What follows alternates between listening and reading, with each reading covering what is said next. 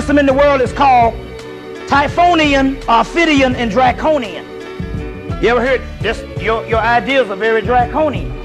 Well, where does that stuff come from? Number one, Draconian means the constellation of Draco, the great dragon, the northern region of the hemisphere, the great dragon, later on known as Leviathan. And Typhonian, Typhon, this is the pre-dynastic Kemet. The pre-dynastic Typhonian Kemet developed, matured, and declined before you get the first monumental phases in ancient Kemet that you know of as the dynastic Kemet, or dynastic Egypt. The Typhonians, or the Draconians, or the Ophidians is the oldest known worship system in the world. The zodiac of Dendera, which is the temple of Dendera in Kemet, they tore down one temple and put up an older temple. They tore down one temple, but there was actually a papyrus in the wall giving them the instructions on how to fix the new temple and put the same hieroglyphic inscriptions on it. This temple is 90,000 years old, and you've seen this zodiac of Dendera, which is the oldest concept of deity or God on the planet. Now in the middle is this same hippopotamus goddess giving birth to all of this. That's the constellation of Draco. And this particular goddess in heaven registers as the black woman on earth, which is the oldest concept of deity. Ra comes in and replaces Apep, Apit, Tyrt, and you have your masculine order. And they made all of the feminine stuff into Satan. So she becomes the great whore of Babylon. You see, she becomes Lilith, the evil one. You see. And in other mythology, she's replaced and she's degraded into evil. Because he created a prison house and got you trapped in the shit. We're going to go through the history of this thing tonight. Because some shit slipped our ass in the Afrocentric movement, and there's a whole body of literature nobody fucking with. Because they thought it was white. Stop right there, Typhon. Put down those innocent Athenians. Give me a break, they're lawyers. Well, put them down anyway. Besides, you know they give you gas. Oh, yeah. You got me there. Good point. Come on, baby. Daddy's got to work now. He is called Zeus. Jesus. That is his life. Platonus Zeus is the Lord over the earth and the sea. Well, the Christian faith, Jesus is God. That word actually, in actuality, is a blonde-haired, blue-eyed German deity. That the motherfucker you don't even be fucking with. Because he created a prison house and got you trapped in the shit.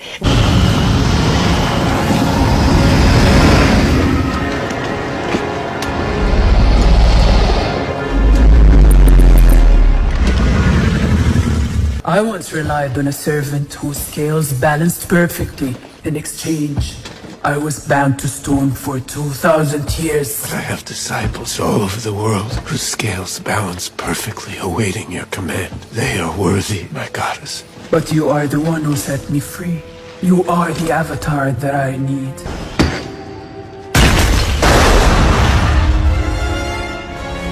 Khonshu, time has been cruel to you. For a god, you are low on faith. You never learn.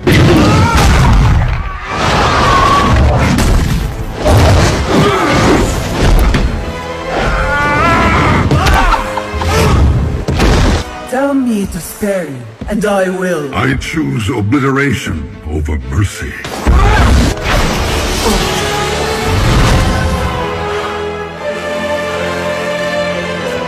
Here we go.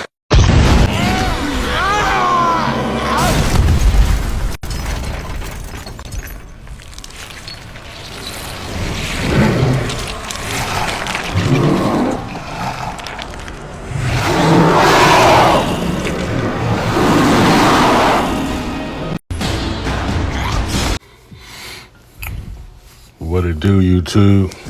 Still at it like a pill addict. Let's get back into it, okay? The Typhonian or Draconian, right? Tradition popularized by occultist Kenneth Grant. Magical current that views itself as the world's oldest. A magical current, okay? That's an interesting choice of words. That views itself as the world's oldest spiritual tradition with proposed roots in prehistoric Africa. It focuses on the worship of female deities, specifically the goddess Typhon, and utilizes sex magic to achieve spiritual goals. Key aspects of Draconian, Typhonian tradition in Africa. African origins. Grant, drawn from Gerald Massey's Book of Beginnings, hypothesized that Typhonian tradition originated in Central Africa before spreading. The goddess Typhon, the core of this tradition, is the worship of Typhon, a prehistoric African goddess associated with the constellation Draconis. Darkness and symbolism. It centers on stellar and feminine divinity rather than the solar patriarchal Orishan traditions. Okay, I guess it's talking about Obatala. Sex magic. The tradition is defined by its use of sex as a method of spiritual achievement, often termed Typhonian Tantra. Okay, opposing traditions. Patriarchal Draconian current. Patriarchal solar religion. Typhonian, the organization founded by Kenneth Grant to study these topics, often referred to as the Typhonian OTO. Okay.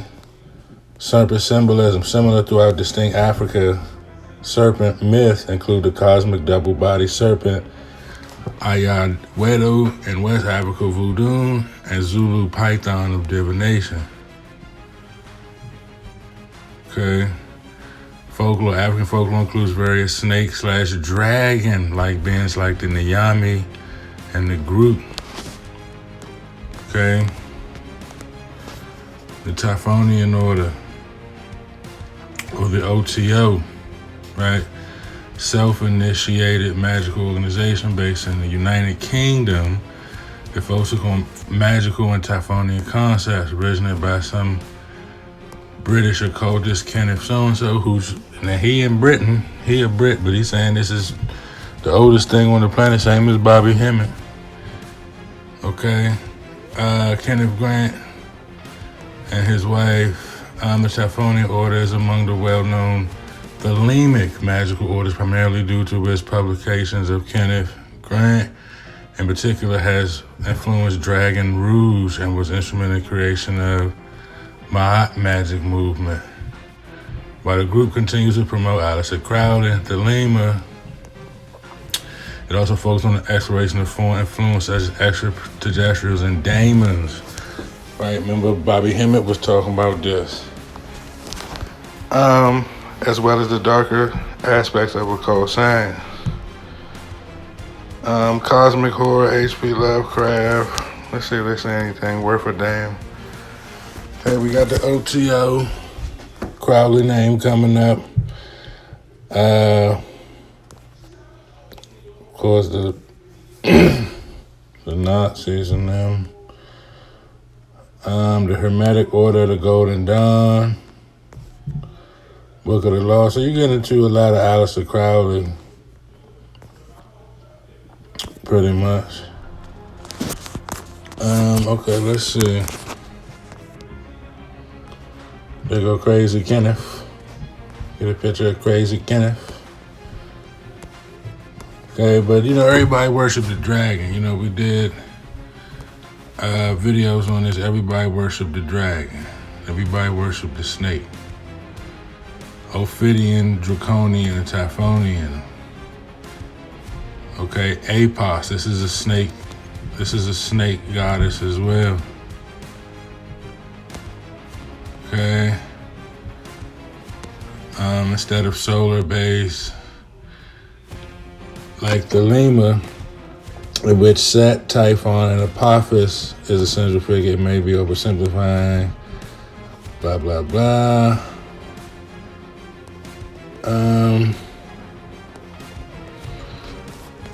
So yeah, I mean, they ain't saying nothing we ain't heard. Draconian initiation. Okay, dragonology, the idea of the dragon among the Greeks and the Zulu. Okay, that's coming from Africa. Secrets of the Typhonian Tantra. Okay, I'm pretty sure there's some shit in there. Now, we're gonna make this a quick. Let's get into the images. Okay, you got Bobby Hemmett. Okay.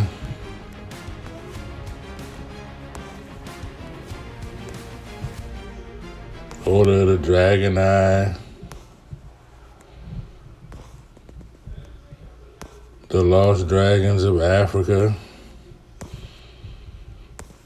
Okay. Tiamat, the Draconian reptilian queen.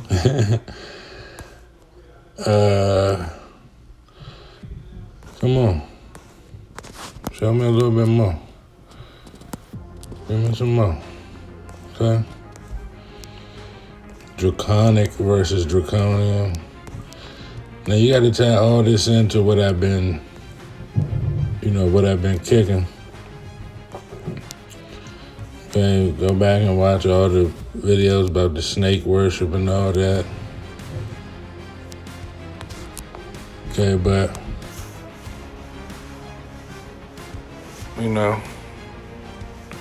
the marine spirit, she was kind of mentioned in the Bible.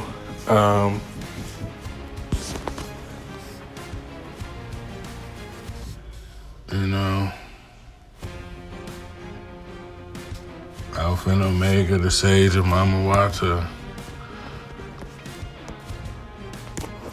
Let's see some images.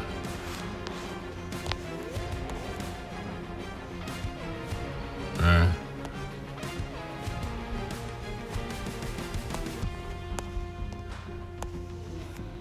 You see she come with the snake. All right, this is Typhonian, Draconian. See she come with the snake. This is like the Starbucks lady,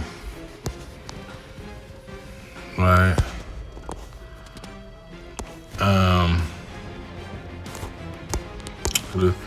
The Freemasons worship the Mother Goddess, right? Washington, D.C., the city of the goddess, Columbia, okay? We did a video on that, Columbia. Right? Order of the Eastern Star.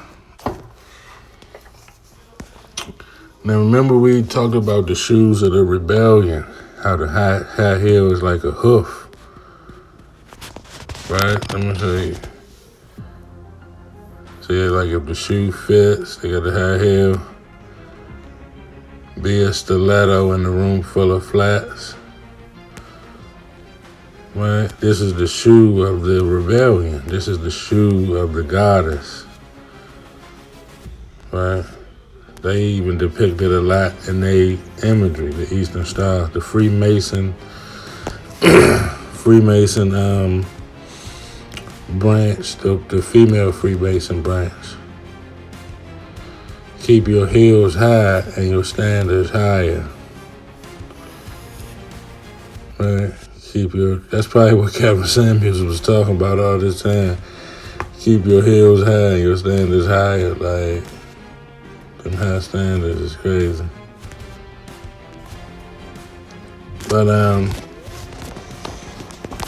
yeah, this goddess worship is also Masonic.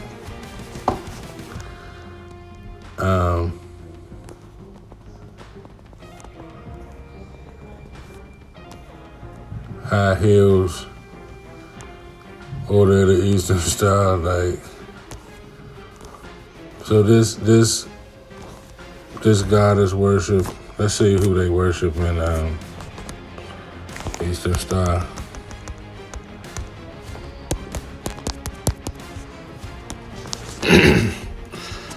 The East Star usually refers to Ishtar, Iana, right? Anglo-Saxon goddess of the dawn. Okay? So I don't want you to think I'm reaching and I'm putting shit together associated with the eight-ported star and Venus. This is what I was talking about that last video with the sex magic and the, throwing up the Rockefeller sign. That's what they're throwing up the Vajaj, Mesopotamian goddess.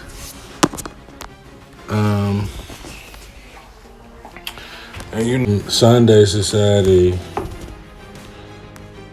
Bundu or Bunda, that's where the Bantu comes from. A women's initiation society in Sierra Leone, Liberia, Guyana, Ivory Coast. The Sunday Society initiates girls into adulthood. Female, you see what that say? But this is a secret. This is one of those African secret societies, right? African secret society.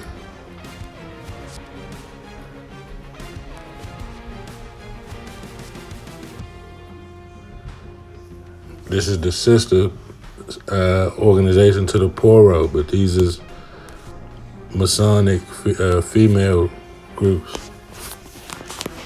But yeah, man. You know what I mean? The female branch of Freemasonry. They already got Baphomet, the transmission, asexual god, or deity, or demon. I don't know what you want to call him. Right. Let's see. See what they say about them boys. Masonic Lodges, Goddess Temple.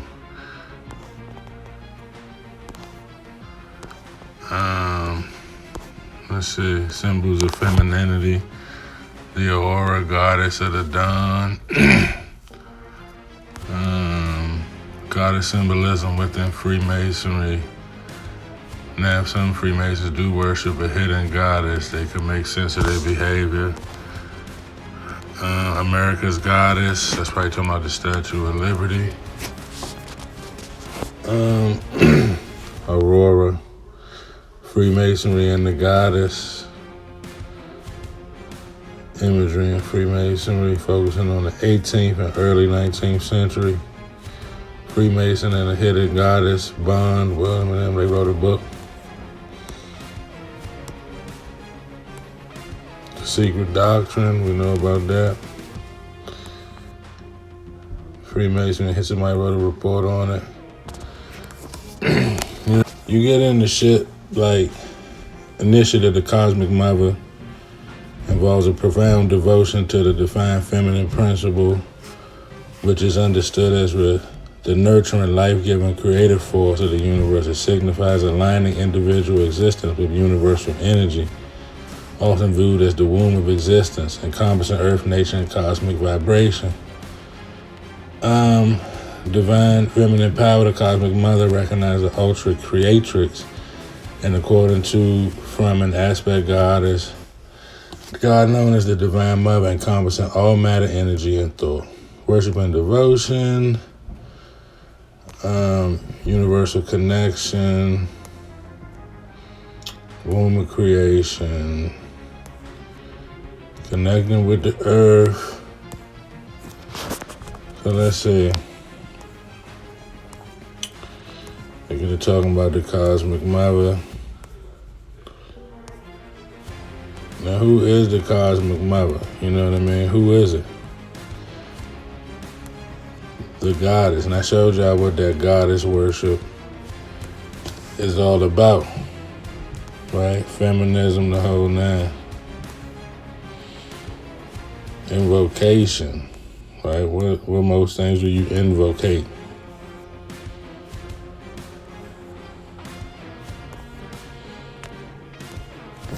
Let's see some pictures right quick.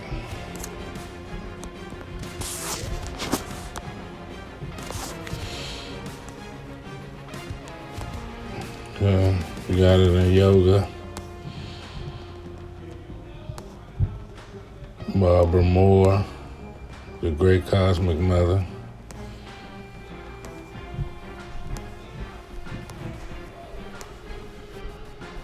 But this is all draconian, Typhonian, Apophis, right? Seti did a video on this, the Church of the Cosmic Mother. Contradictory to the Bible, where, you know, Jesus is the Son and the I don't know what the name of the God of the Bible, Jehovah, Yahweh, Sophia, the mother of dragons, right? You see, he said he did the initiative of the cosmic black mother.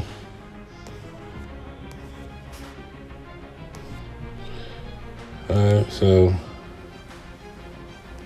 you know, I just wanted to hit y'all with another little quick one. Let me know what you think in the comments, like and subscribe. I'm out.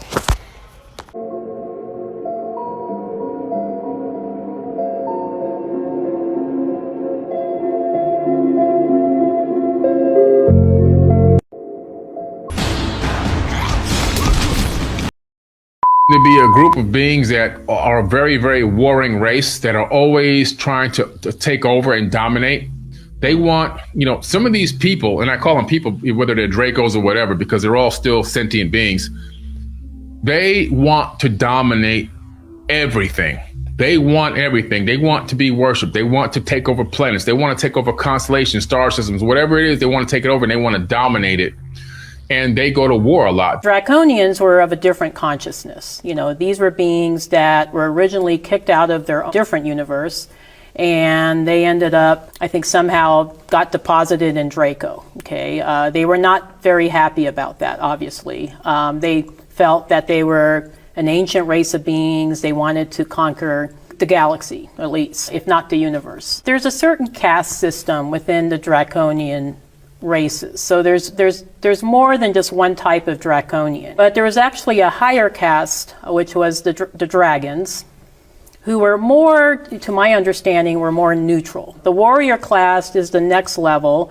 There was a rivalry between the dragon caste and the warrior caste. The warrior caste always felt like, well, why are they top tier? We should be top tier. Did you know that draconian reptilians, who are interdimensional extraterrestrial beings, are the most ancient race of beings in the entire universe? This is noted in recent CIA-released UFO documents by the Freedom of Information Act. The reptilian draconian empires and societies live in the constellation of Draco, with their main systems called Alpha, Epsilon, and Sigma. There are 7 different ancient reptilian species in the Draconis constellation star systems, but 3 main reptoid races, including the Alpha Draconians, are the most known and feared. They have been permanently on Terra, also known as Earth, for over 15,000 years, and sporadically for much longer. Going back millions of years, archaeological evidence has recently surfaced in modern-day Iraq, revealing small statuettes of lizard people. Radiocarbon dating places their origin approximately 50,000 years ago. This evidence is corroborated by the African Dogon tribe and the Aboriginal melanated Australians. Declassified documents also indicate that Saddam Hussein discovered a Stargate portal and advanced alien weaponry adorned with winged serpent symbolism, the emblem of the reptilian empire. They have colonized over 500 planets by means of infiltration through governments and other leadership positions, and have a presence on thousands of planets. Their 3 homeworlds are Thuban Anwar, the Alpha Draconian Empire's main and most ancient homeworld, Tifon Jansar, located in Sigma, and Grumium Eltanin, located in Epsilon Draconis. Many reptiloid species, like the Chakar, Nagai, and Mazarek for instance, feed off etheric substance as well as flesh and blood. They feed off all mammal species and consume live flesh blood, and both sources of nourishment are, in fact, intrinsically linked.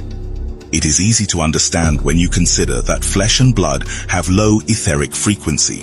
especially when imbued with the vibration of fear and pain experienced at death.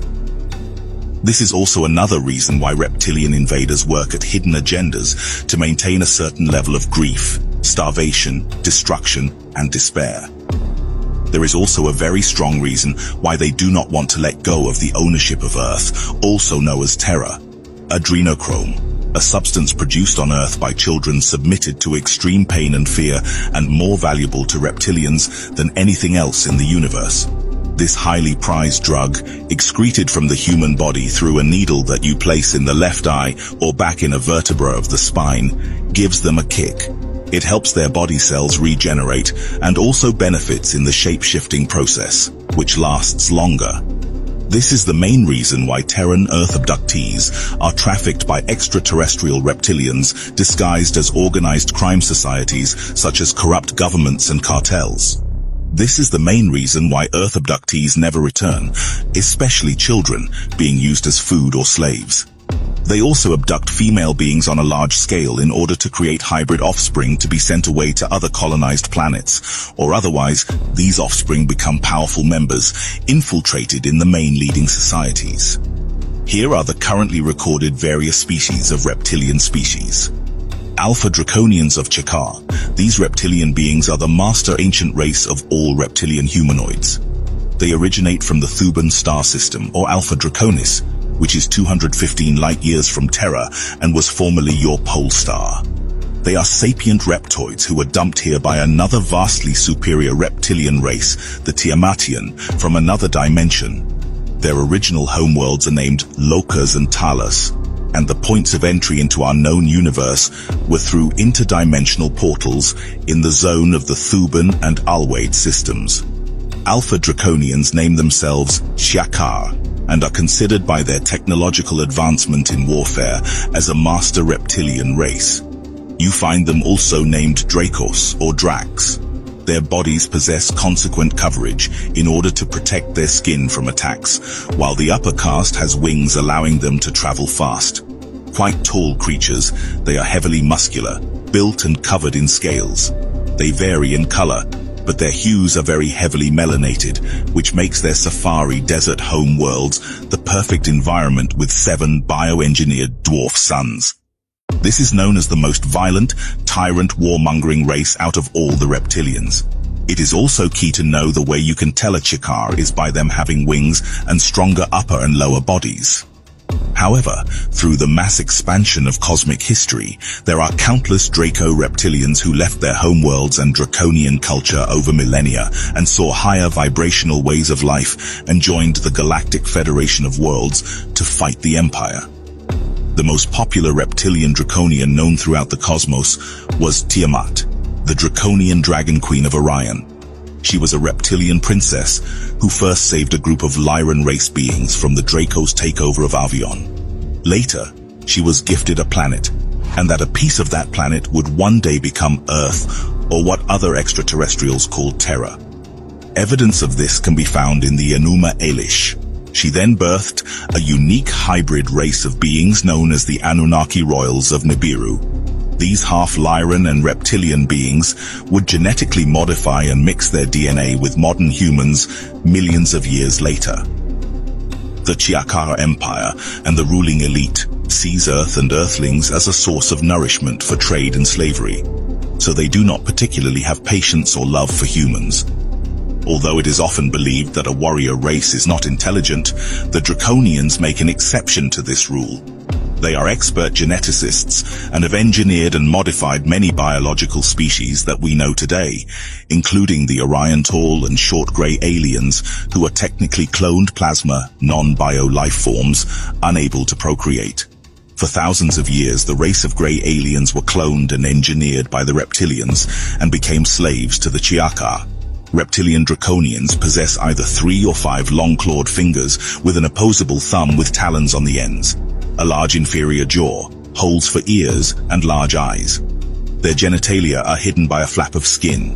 They wear very little clothing except for extra armor, often seen with a belt used as an invisibility device.